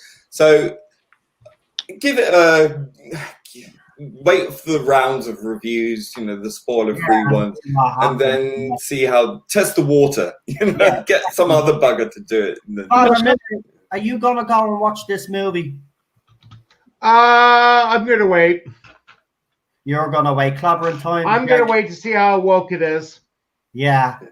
I'm actually worried about this movie, but the second trailer gives me a little bit of hope, but that could have been... Well, like I said, I would be feeling a lot better if the second one came out before the first, because the second one makes it look like it's going to be awesome, but the first trailer just makes it look like Lashana's going to castrate James. Doesn't, I mean, that's what it looks like. Didn't they do a bunch of refilming, like a bunch of pickups? Maybe they may have seen how the weather is changing. And maybe it's a Sonic the Hedgehog thing or something. Yeah. Only thing I'm with what Lee was saying, Noel, about I'm going to wait, probably look at. I'm not going to go for the first time in almost my entire life to see it, but I will watch it at some point if I hear it's watchable. But my only last statement on Bond would be what Dr. Dave said in the chat. He always found was it Daniel Craig to be a bit dour. Much like Doctor Who, a character played by multiple people, one common thread that ran through almost all of the Doctors was a certain trait. In James Bond, any of the films, no matter how things got, whether it was Connery, whether it was Moore, Dalton, Brosnan, you always got a sense of they're actually enjoying themselves, having fun being James Bond. And when you watch that, it gets conveyed to the audience, and the thing that charm that Lee was talking about. It's totally absent in all of the Daniel Craig characters. He looks like he's miserable, hates life, wants to kill himself, doesn't care if he gets killed. He does not portray a James Bond that I think should be there. That's why I don't like his films, even though Casino Royale I think is a very good film. That's what Bond kind of means to me. And when you don't have that in there, I kind of tap out. Right, we've got one more last subject to approach. Who puts white text on a white background? Yeah, it doesn't matter. It doesn't matter because there is some news. By the way, I didn't see this article, but a couple of tweeters or Twitter heads were reporting on this as well. So apparently, Thinking is after putting it in the chat there. So apparently, there's going to be 3 panels on this Doctor Who New York. Crying out loud. Now I'm gonna read the article and we'll see what the story is. But I see plus a first look, so I think we are getting a trailer. So let's read and see what the news. So now trending is Killing Eve, Doctor Who, and the Graham Norton Show, according to this. But this is ridiculous. Why would you put a white background? So first look at the new series. The Watch. Oh no, it's not. Okay, it's Bradley Watts, not Doctor Who. Right. Surprise. So BBC America in partnership. I'm not reading this whole article. We'll just breeze through because I'm finishing up soon. With HBO and Max is excited to announce a new spotlight on Doctor Who and the series return New York Comic Con with the Doctor herself, Jodie Whittaker, companion Yaz, Graham O'Brien, together with moderator Melanie. I can never say Melanie Harlan. I think she's done a few of them actually. She's very so you're not. You're not going to salon. A salon is like the wokest. The wokest. Exactly. So you're not going to get any hard hitting questions off this. Softball. So the 2 stars, blah blah blah blah. Let's see. So at this first, fans, blah blah blah. Nothing about. So literally just a little bit about Doctor Who and nothing else. So that was that. Literally just that, and the rest is our show. So the 2 stars return in BBC's highly anticipated Doctor Who festive special, Revolution of the Daleks, premiering this holiday season. Doctor Who is BBC America's co-production with BBC Studios. In the US, Doctor Who premieres exclusively on BBC America, with past seasons available to stream exclusively on HBO Max. At this year's New York Comic Cons, fans can dive into thrilling fantasy world of BBC America's newest series, The Watch, featuring a discussion with the cast. So okay, that's ridiculous. So it's a clickbaity article, by the way. So it's not 3 panels. It's 1 panel for Doctor Who. Well, no, it's being reported on Twitter now, whether you believe them or not, because I think this site is dodgy, but sometimes they do get it right. So that Twitter account that calls themselves Doctor Who Production News, but actually isn't Doctor Who Production News. They're a fan thing, but they do get some things spot on. They're the ones that are saying that there's going to be 3 Doctor Who panels, and it is actually being spoke about by other people that we trust as well. So it could well be 3 Doctor Who panels. The interesting thing about this for me will be listening to Jodie Whittaker to kind of see, because it'll be interesting to hear what she actually has to say about her own 2 seasons and the special that she's been in. But it'll be also interesting to see the kind of rhetoric that she uses, because, as I said, she always makes ridiculous statements in every single interview that she does. And it will be interesting to see Manip being interviewed, because you don't actually see many interviews with her. So it'll be interesting to see the interaction and the chemistry as well. And poor Bradley Walsh, they've dragged into this. It'll be interesting to see what he has to say, because we have seen that famous chase clip where a contestant says that you are a Doctor Who fan, but I don't like the new era that much. And he looks at the chaser, but you can actually see in Bradley Walsh's face that he knows it's crap. So it'll be interesting to see what he has to say. But guys, I'll start with you, Clobbering Times. This New York Comic Con panel, I'm actually doing a live stream on. If you want to join us, you're more than welcome to do so. But if you weren't to join me, where you're going to watch this anyway, is it something that you're interested in to see what she has to say? And isn't it funny that this is only a retrospective look at what she's only done, and they're not looking into the future? That's another thing. It all ties in with this BBC trailer and all. There's little indicators, and Leo, we'll get to you because I know you'll have plenty to say on this. But for me, there's plenty of indicators here that everything is not as it seems. There's something wrong. But what do you think that she's finally come out of the hole that she's in, or the cave that she's been living in for the past 6-7 months? How do you feel that she's rearing her ugly head in an interview soon on New York Comic Con? Well, I basically answered as a fan of real Doctor Who. Of course, it's not something as a fan I would definitely be interested in. I don't think many fans are. As someone covering it, like you're going to do, I definitely would be interested in it. Like if I'm covering it, so I understand why you're doing so, and I would love to be there. And it interests me from that standpoint. But I can't say as if I'm just an ordinary Doctor Who fan without a channel or anything like that, and knowing how tone deaf those people are, and she is in particular, it's just going to be more pablum. It's just going to be crap only about her own experiences and her own horrible quote unquote version of the show. It won't be anything that any of us will take to heart or give us any kind of hope for a good show. So as a fan, just in general, there's nothing interesting about it. To cover it, however, from your standpoint and covering Doctor Who news and events, it is interesting. Yeah. And I'm definitely interested in it from that perspective, if that makes any sense to you. I know it's all. No, I get you. That's why the only reason why I'm watching, because I find every time she opens her mouth that she's very intriguing, and she always does say something that I kind of like. I scratch my head and say, "Did you actually really say that?" For example, from the HBO Max interview, and if you haven't watched it, I keep telling people to watch it. You've got Matt Smith, David Tennant, and Jodie Whittaker. Listen to how Matt Smith talks about playing the Doctor. Look, listen to David Tennant. And then both know what they're talking about as well. Yeah, absolutely. Yeah, listen to Jodie Whittaker. And it's fish out of water. Contrast whatsoever. She keeps bringing in about how little girls needed to cut their hair and all this.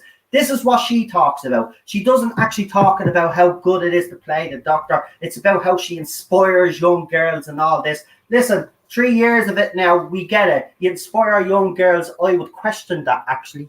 Yes, so would I. But, right, fair enough, we get it. You don't need to keep repeating yourself. But Father Miller, I'll ask you, how do you feel that Jodie Whittaker has decided, or the BBC, whoever's made the decision to get her out there? I think it's too late, to be quite honest with you. The festive special, we should have been getting...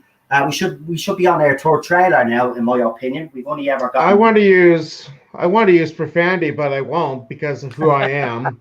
Okay. But I really don't care. The thing I was going to say earlier, BBC in America is a joke. I mean, it used to be if I had BBC at the last parish, or at least BBC America, so I could watch Doctor Who. There's hardly any British shows on BBC in America anymore. I mean, it's Law and Order and Star Trek: The Next Generation. Where's the British content? Interesting. Yeah, I mean, didn't Doctor Who and BBC America go down to like 300,000 people or something watching? I can't remember what the numbers were, but it was. I was shocked, really, how low. And I just saw Dr. Dave's comment. I didn't swear. Wanted to, but I didn't. When you were thinking it started, Lee, you're right. It started off with over, I think it was 750,000 people, just under 1 million people were watching Series 11. And you're right, by the end of Series 12, that had gone down massively to around 250,000 people, just over 250,000 people tuned in. So it actually lost, believe it or not, like the UK, 60% of its audience. So I'm going to probably bug out now. No. I originally said 10 minutes, and it was on yeah, but I was getting some work done in the background, so it wasn't bad. I really appreciate it. Happy to be here. So, like I said, let me know when the panel thing is, and I should be able to make it. Well, good, because I want to have you on for that, because it'll be great to see. I'm interested. Interested. So hopefully I'll have my camera by then, so you can see my face and the dread. The dread. Well, thank you guys. Good to see everybody. Before you go, do your shout outs before you go. What you have? Yeah. So as you can see in the title, I have a channel called The Nerd Father. I started it at the beginning of the Beer Bug because I wanted to start doing some podcasting, but it's now a mixture of nerd culture and theology. Because I'm both I'm a priest and I'm a nerd. So please help like my channel. The what? I said, and you're a very good nerd at that. You're very good. I don't know if some of my people like that, but Tough. hey, I've always been a nerd. I'm not going to change. No You know price what you they can- say? You know, I love the combination, Father. Don't Yeah. stop being Hey, it yourself. works. Well, and as I said, if you've seen my channel, editorial cartoonist friend drew the logo, not the logo I have in the box here, but it's like the Godfather logo with the Nerd Father on it. Right. Yeah. Turned out Love really it. good. So, Nice. well, with that, I got to run. See We'll you see y'all later. later. Good to see you again. Great seeing you, Father. I'm glad to meet you. Okay. Good to meet you too. Right, lads, we'll go for another full 10 minutes, and then I'm going to finish it there because I'm nearly cooked myself and Cheryl's dinner, so I'm going to be having. Yeah, I need to start. Wow, you're cooking while all this is going on. No, that's talent, man. Halford has said Jodie Whittaker is not going anywhere. Nobody has ever said that she's leaving, but there are rumors that there's a possibility. I think she's harming her own career by staying. I really don't. If she doesn't get that by now, I don't know what will. She is not popular. Look, we've already discussed this, but there's already movements on Jodie Whittaker's part. She's obviously producing this movie that she wants financial help with. And I've also been told that she might have other projects in the pipeline as well. So this is a woman that's clearly now it could be because obviously, you know, the present situation with the bug, and she has a bit of time and she's just using up that time. But to me, if you were to look at it with everything that we already know with the little trailer and all these little signal, these little signs, it screams out to me that I don't think BBC are sure whether Series 13 is going to happen or whether Doctor Who has a future. I think it's all up in the air right now, and I think Jodie Whittaker's future is up in the air right now. Now, that's just a personal belief. That's not, as I said, there's contradictory reports by newspapers and YouTubers that do the sort of news like myself, and we're all coming out with conflicting information. So as we've spoke, there's different factions fighting for control of this show. And I think that's what's happening. Different factions are giving out different pieces of information. And I'll say this again, until BBC make any announcement. Now, Jodie Whittaker will, and I can already predict this, by the way. Jodie Whittaker will say that she's staying for Series 13, right? Because she will be asked that question, right? And she will answer it. And she will give the answer that Christopher Eccleston. Well, I hope they're going to use this as a platform to say, I'm bowing out. I really hope that. Yeah, I don't think it's going to happen. I really hope. Yeah, I know, but that's what I'm hoping for. Yeah.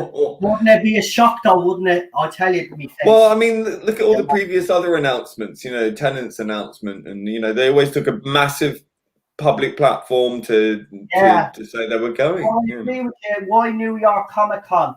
You know, when there was other cons on, virtual cons, why not? Why now? And you're right. Why right now? The timing of this is a bit peculiar to me. Maybe I'm just being a bit of a conspiracy. Well, who knows what will happen between now and then anyway. I mean, there's so much going on behind the scenes we're not privy to. And also the fact that if there is another lockdown, that will have a massive knock-on effect and may very well go, you know, her agent might say to her, look, this could go on indefinitely. You've got this other thing that you can still be doing, whatever. Go home, be with your family, or do something else. You know, it will be something that maybe she can't commit to because it will be so up in the air. It will take a time. You know, I mean, I've never hoped for a lockdown so much. That's how bad it is. You know, really. Yeah, I mean, as I said, these next couple of months are going to be very, very interesting. It's going to be interesting to see what she has to say. But I already, as I said, I will predict that she'll stay. She'll say that she's staying. And listen, she may well stay for Series 13 if the present situation doesn't get worse. She could well be in Series 13, but it will be her last, and I can guarantee you that. There's no way BBC can carry on with Chris Chibnall and Jodie Whittaker after Series 13. I actually believe that they should axe the two of them during the festive, but I don't think it will happen. The longer this goes on, I think the more disenchanted the fans are going to be. They've waited a long time as well. There's huge gaps between series as well, which doesn't help the situation. BBC seem to be doing everything in their power to kill this. That's what it looks like to me from the outside. That's how I thought. Yeah, that's what I thought. Promotion of our special. There's now apparently there is a double cover, but she's not on the front cover. They put her on the other side, which makes no sense. She is the current Doctor, so the current Doctor should be getting more promotion, and they're not. And I keep saying this to Jodie Whittaker fans. You got to ask yourself the question, why? And when you get that answer, then you know then that the shot that you have to change his tactic and actually come out and start speaking up against Chris Chibnall and basically saying, "What the hell have you done?" I have received some news, but I can't tell you. But I have to keep it to myself for a while until the right time. But you can tell us in private. I'm after being told. No, I told you already. What? I missed that then. Yeah, well, you probably did. Actually, maybe I didn't tell you that. Obviously, I didn't then. Well, we got Terence Kent. We got Terence Kent in the chat saying to the panel if we think the third panel are going to announce the new Doctor showrunner and who the new Doctor will be. I don't think so. I think that's too optimistic. Colin P. Smith says his only concern about Jodie leaving is that she will then be available for Big Finish. Don't buy it.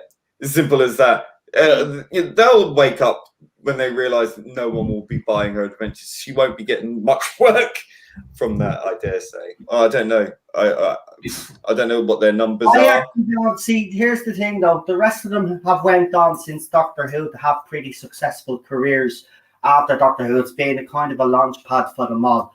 But I don't see this with Whittaker's Doctor. I actually do agree with you, Lee. I think the longer she stays, it's because the writing's so bad, and I think that's why Bradley Walsh. It makes her look ridiculous. It makes her look stupid. Because they realised it was damaging their careers, so they left at the right time. She should do the honourable thing right now, and she should announce at New York Comic Con. She is so miscast. Listen, I don't entirely blame her for this, but I think her portrayal just makes her look ridiculous, and I think it makes her look a laughing stock to a lot of people in that ridiculous costume, those ridiculous exposition diarrhea that she's forced to say in each episode, and the preachiness, and it makes her look dumb. And I really think that she has to think about, I think her agent has to really think about how her perception comes across, because otherwise she's just going to get roles which make her look stupid.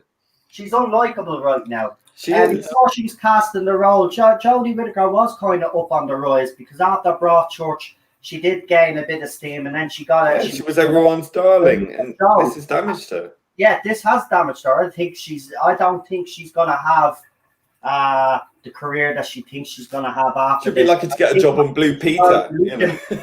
Producing her own stuff, though. That's why I think she's looking into producing her own stuff, writing her own stuff, and I think that's her best bet. Her best bet. Yeah. Absolutely, that would be a smart move to make. I think set up your own public. If she wants to extend her career, this is the only way possible, I think. So, yeah. I think that's a wise move. I think it's sad because she shouldn't have been put in that position in the first place. Yes, we will all admit that it's not entirely her fault, but she hasn't helped the situation, unfortunately. Not. But, I don't hate the woman. I just hate everything that her character stands for. And it goes against everything that the Doctor stands for. There's a really good couple of videos that Beware's channel did on her characterization of the Doctor, and they're well worth going and checking out, actually, because he's so intelligent, this guy. The way it's sad that he's turned off his comments, but it only goes to prove how vicious these religious kind of fanatical type fans that she inspires go on and comment bomb people like him who criticize his error. But it's B-where, as in where are you? and there's a couple of some really good videos on Doctor Who that he's done, and he really does break it down in a really, really smart, carefully thought out way. Clearly a guy of very, I mean, he's the guy who's done these new 13th Doctor adventures with his own Doctor, a ginger-haired male Doctor, which are great. So go and check that out if I were you in the chat. It's really, really good. The way he breaks it down in ways that even I didn't even consider, which, you know, I think about these things a lot, as we all do.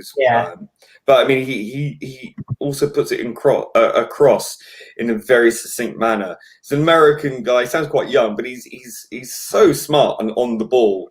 Really worth checking out those videos on the sort of characterization and the hypocrisy of the character of the Doctor, especially when it comes to using guns and saying, you know, how he shows you examples of how she lectures any man who kills something or wants to kill something when she was going to do the exact same thing but doesn't succeed. She fucks it up, and then the male character goes in to kill something or wants to kill something, and then she lectures them. It's brilliant. He breaks it down, and you can't argue with that. You cannot argue with that. And no wonder these Jodie fanatics are so upset with this guy, because that's clearly why he's restricted his comments.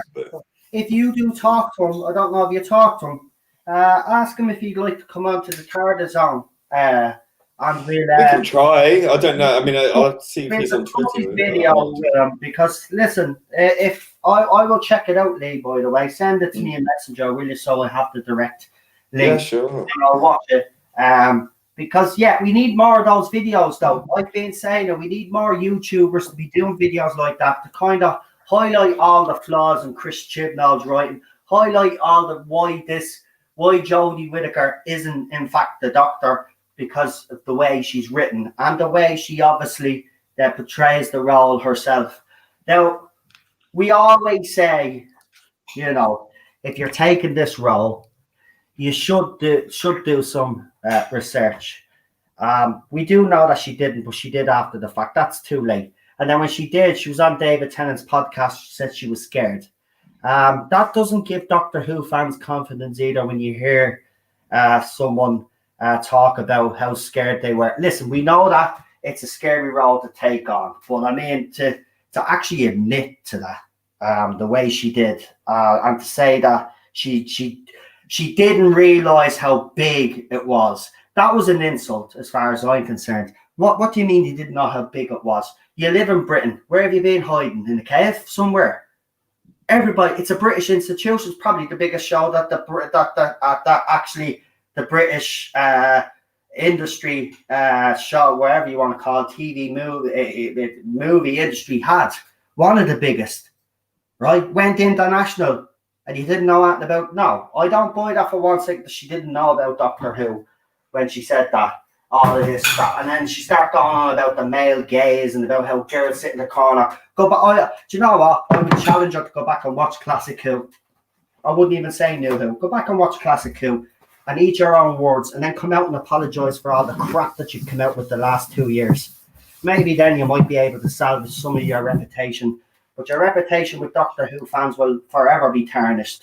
I put the link. I put the link of the video in the chat there, so people can go and check it out. I feel wrong. I said this a few weeks ago, though, right? Even though I don't agree with a female Doctor, and I never have, if they were going to do this, they should have cast someone better. And now I feel robbed, because we will never know what a great actress could do with this role. Because no actress, I think, after this, to be quite honest with you, unless you get someone stellar, right, is going to take this role now, because it's going to be forever changing. But if you get the right actress, and there are some out there that say if the right actress, I still have me problems with it. But if this is the Doctor is fundamentally a male. I know that, but they're not going to stop, right? And there's nothing wrong with that. I'm sorry, there isn't. There is nothing wrong with that. I agree, but they're going to continue because that's what they think. That's what, because they're all about inclusivity and all of this crap, and you can't leave any group out anymore, because if you do, you're a bigot. And BBC are just doing what they think that the public actually want, but what they don't realize is it's not the Twitter is not the public, and I think they've miscalculated very, very badly. But the thing about it is they've made their bed; they can't really back out now. So I think the next Doctor, I'm being honest, I would love it to be a man. There was rumors. There was the new Doctor was already chosen, and they did a costume thing. But as I said, I've received news tonight, and all I'll just say is that I don't know if Doctor Who is going to survive. To be quite honest with you, I think we're coming. Personally speaking, it's the end of Doctor Who. It's not going to survive the Whittaker Chibnall era. It doesn't matter what they do. They could bring in Michael Shinn.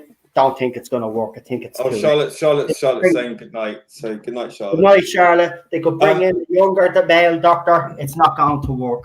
I think the damage is done. Fans are not going to come back. I don't know. I mean, it will take a big feat and big balls to rearrange this and to retcon this out of existence, and it will take a massive leap of faith. But this is what I'm saying. It seems a concerted effort to disintegrate our treasured legacy. Our legacy media, our modern day stories, and to destroy them and obliterate them from history, to denigrate them so much that they could never be revived. I think that seems to have been a concerted effort. I just want to go to Lee Halford's comment there. Tom Baker was never scared; he embraced it. But no. John Pertwee and Tom Baker, when they both started, didn't know how to play the role. Yeah, and they were worried about how to do it, and both of them were told that they play it like themselves, and that's where Tom Baker and John Pertwee both got their ideas of how to play the Doctor, because they didn't know how to, because before then Hartnell and Troughton had played it as characters, but what John Pertwee and Tom Baker did was play it as themselves, and it really worked. And I think that the best Doctors have done that, and I don't think Jodie Whittaker has done that. She's not playing it as herself. She's playing it as a character that's straight out of what she's seen Smith and Tennant do, and trying to be like that. She's not playing herself. The episodes that she watched. Apparently, she watched the Tennant and a Smith episode. Look, even though I think Matt Smith is a wonderful Doctor. And I think I have my issues with David Tennant, but when he's more serious, I like his Doctor. No, you don't go and check those two out to get an idea of the Doctor. You go back to its past. That's where all the rich history information is. And what she is doing is she's playing a very poor version of Tennant and Smith instead of playing it herself. And you know what? Even if it was bad with her playing herself as the Doctor, it's at least we could say she's given it a good go. But the fact that she's playing as you said, Lee, she's instead of playing the role as herself or a version of the role that she thinks because she's in the role, she's playing the character instead, or she's trying to. She's playing the other two. The Doctor her Doctor is nothing short than the costume she's standing up in. It's that shallow. She's not dipping into the depth of her own experience. I think real acting chops comes when you do that, and she's so one note. And it's always trying to be this comical thing, but it just comes across as very sort of middle-age crisis, you know, like it's more than anything, and lectury.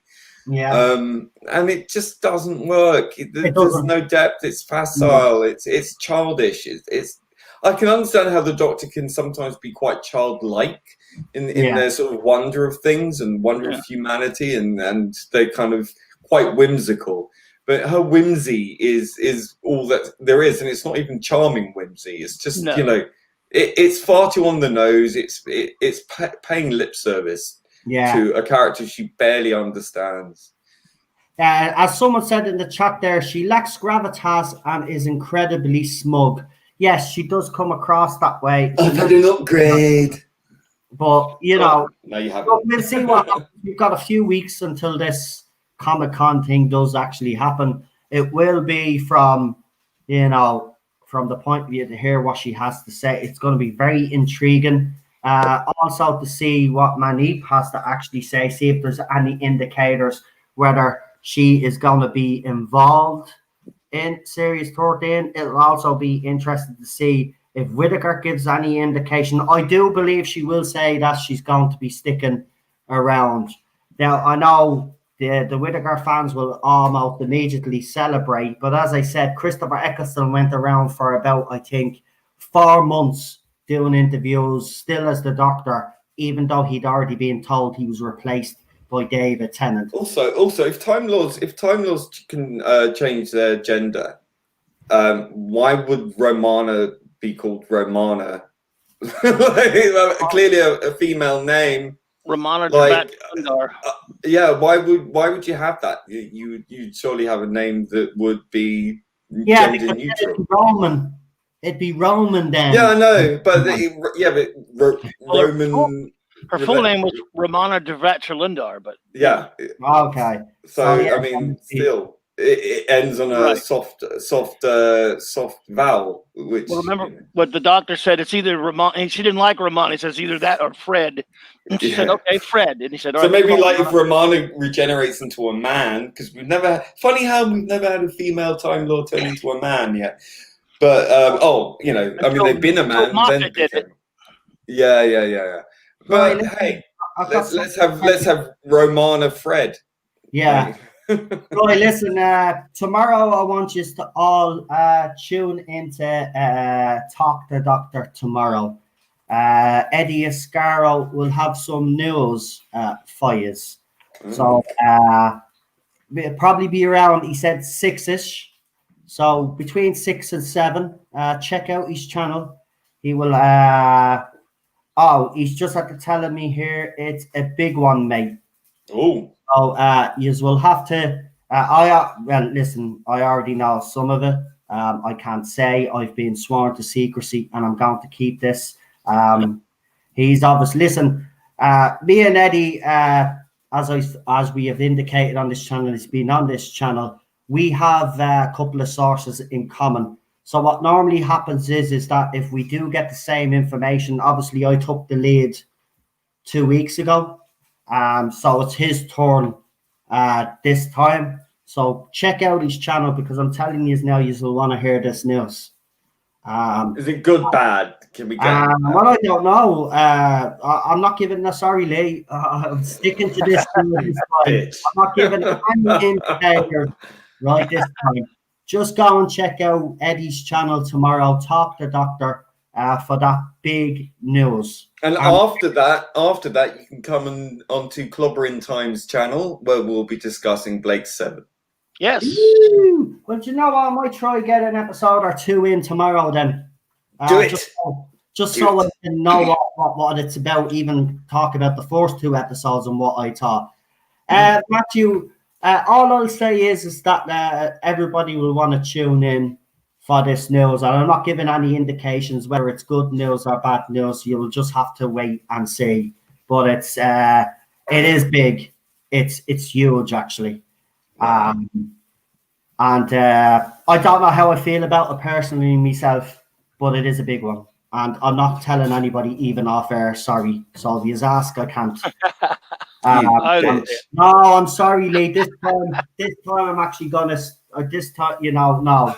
I want Eddie. Like I'm going to say anything anyway. I'm not even on Twitter for crying out loud. Check out his channel. That's big news, but I can't tell you what it is. I'm still tuning in anyway. I know I'm teasing you a little bit, but still, make us want to watch his video tomorrow. So check him out tomorrow. If you want big news tomorrow, go to his channel. It's right. I demand payment for my intro. all I'll say about it is this. It's a right head turner, and it's going to. I don't know how fans are going to feel about this, but it's certainly going to. It's going to have a reaction from the other side and a reaction from this side. It's not. It's going to be interesting how people react to it. That's all I'm going to say. But it is a biggie. It's huge. Yeah. Oh, by the way, I just will say this. As he will say on his channel, it is rumor and speculation, and until either confirmed or denied by the BBC, you take it with a pinch of salt. It's So Sure. I just wanna let people know before you do go and watch his video tomorrow. He'll be live tomorrow actually, so go and check out his live stream. Right, folks. With that, we are done, but Chris has put Eddie's channel in the chat, and I know he's also been putting Clobbering Times. And Daniel is here as he's just done it again there. Thank you both. Thank you. And welcome, Daniel, because I know you were watching the Celtic match. You did say you were going to be a bit late, but it's nice to see you in the chat, pal. There is a question here before we end, because it's a new person in the chat. Do you want to know what do you guys think of Time War 4? I'm assuming that's a Big Finish audio. I haven't listened to many Big Finish audio, so I couldn't tell you. I'm still going through the Time War series at the moment because I'm doing a massive yeah. catch I up. know Daniel does reviews, so I don't know if he's actually covered it. So Daniel will probably be the man to ask about that one. Actually, All I can say is that I've recently listened to Stranded. God, it's so boring. Oh my God. Uh-oh. It's like nothing happens apart from the last story where something actually happens, and it's like not too bad at that point, but it's like EastEnders on crack. It's just so dumb. It's like all it is a bunch of women talking about how to pay bills. Right. Okay. And he's skipping Stranded. Good man. Don't watch Stranded. I really advise that. But what we'll do is, Lee, do you have anybody that you want to shout out special tonight? Obviously, you don't shout out your own channel, which I'll just say it again. I would check out Beware's channel. There's some great Doctor Who stuff on there. Really good introspective kind of look at Doctor Who. It's very intelligently considered and thought out, and brilliantly executed. I can't praise him enough. And he's also got a great alternative 13th Doctor story that he's done an audio drama of that's worth checking out. So also check out Black Glove Studio, or I think like Studio 7 or whatever, on there.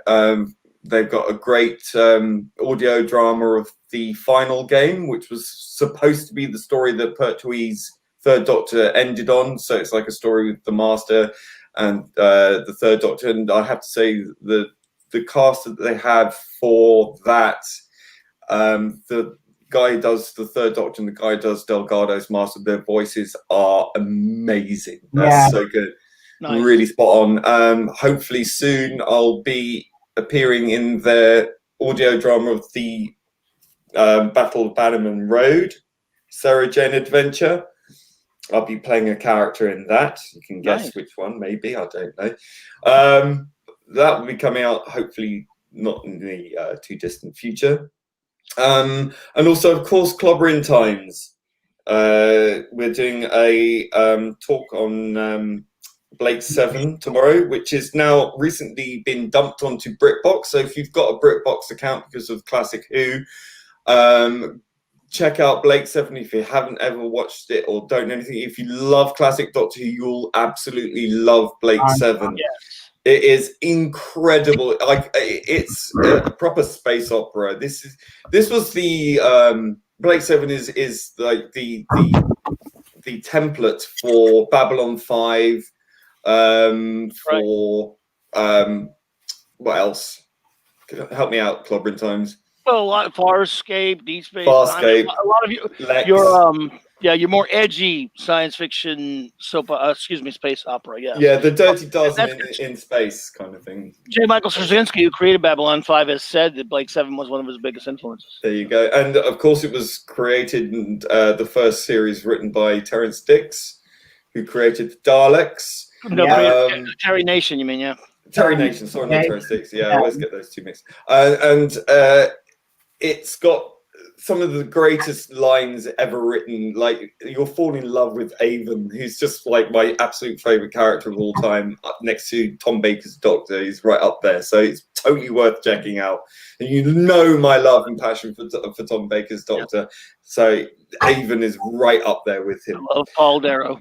Yeah, fantastically. Rest in peace. For that, Clobbering Times, fire away, my friend.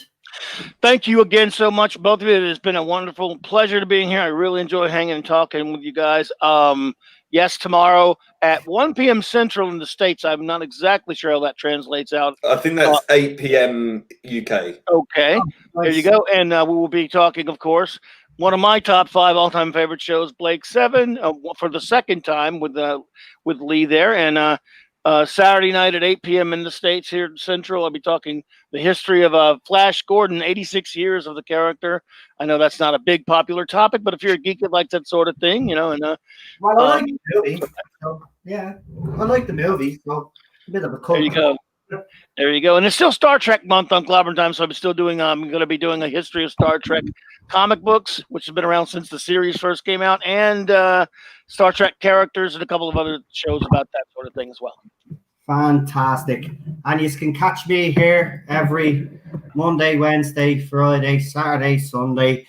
We'll have videos for you during the week, live streams and all of that fun business, and maybe a watch along or two as well, which we will be carrying on in 2 weeks' time. We'll be back with our Doctor Who watch alongs. Myself and Lee obviously have to still do Lower Decks. I should have actually spoke to Rabbi today when I had the opportunity. I've got. I think the links work for me. So because I think he took down one of them, but he put it back up for me, so it should work for you. I guess. I'll see if they actually work on mine again. If not, I'll ask you to send them to me. But we will be doing that at some stage during the week, because we have to get that out of the way before the next episode drops. Because I don't want to do three of them on the same night. Jesus, it's bad enough having to watch 2 episodes, let alone a third one. I'm not a fan of Lower Decks. It doesn't improve. I've been watching the original series, so I mean that's Star Trek. So forget that. Yeah, for me that's true Star Trek. I mean, I was never big into Next Gen. I think that's it. A wrap, guys. So thanks everybody in the chat, Daniel and Chris, and all the other moderators. Thank you for all the good hard work that you do. And reminder, Clobbering Times discussion is here, so he's put the link in also. Thank you so much. So check that out, and Daniel's put your channel in as well. That's fantastic. Well done, lads. That's Thank you both on this. And don't forget, I know Lee doesn't ask you to do it, but throw his up as well. He has he's got a couple of music videos that he played that were deadly. So whack it up there, Daniel. I know you've been whacking his channel up anyway. But everybody in the chat, thank you very much for joining us on this Wednesday. We will see you on Friday, big weekend, obviously. And don't forget to check out Rabbi's video vault. Yeah, that will kick off the whole of Friday. Obviously his video vault, and then we'll be doing something on Friday as well. The Tardis Zone Talks is back actually on a Friday night. I nearly forgot about that. We're back with the Tardis Zone Talks. So remember, same format. Bring yous on one by one. We'll discuss the topics. I'm sure by the time we get to Friday, there'll be plenty to talk about. So check that out. And on Saturday and Sunday, I haven't made up my mind what I'm doing yet, but I will be live. We'll figure something out. I have a few ideas, but we'll see. I'll have a little think, and then I'll let you know. But we will be on Saturday and Sunday. We're not going anywhere. It's just we're taking a break from the watch-alongs because Rabbi will be away for a couple of weeks. So, yeah. So that's it. I think that's everything. So thank you, Clobbering Times, for joining me, problem being. And a big shout out to Father Miller, who joined us earlier on. It was a pleasure having you all on. And I will see you all very, very soon. So where's this bloody trailer that oh, there we go. I see that. I'm Generation X, but I should have been a boomer. There you go. But here we go. Good night, folks. Enjoy the rest of your week. Stay safe and all of that. And remember, if you want a bit of entertainment that doesn't have politics in it, and you want to be, brought on a bit of a journey, check out all the YouTube channels. There's so much different content out there. It's brilliant, actually. It's fantastic, the amount. And I just want to give a special shout out, actually, to one YouTuber in particular, actually, because he's not well. It's Az from Heel versus Baby. Oh, get well, Az. Get well, Az. He did put up a picture that he was taking a COVID test. So I don't know if he actually put up what's happened or anything, but I want to say, get well soon, pal. It's bloody this whole situation is just madness, and the sooner we get out of it, the better. But Az, look after yourself, mate, and we hope to see you back fighting fit soon, because we all love your videos. So just thought I would bring his name up. Right, we're gone. Here it is. Here's Lee. If you want Lee to do a bit of work, check out this trailer. Send him a message. He'll help you rebrand your channel. He's brilliant at it, actually, by the way. So check him out. Good night, Lee. Good night, Clobbering Times. Good night, chat. And here's the trailer.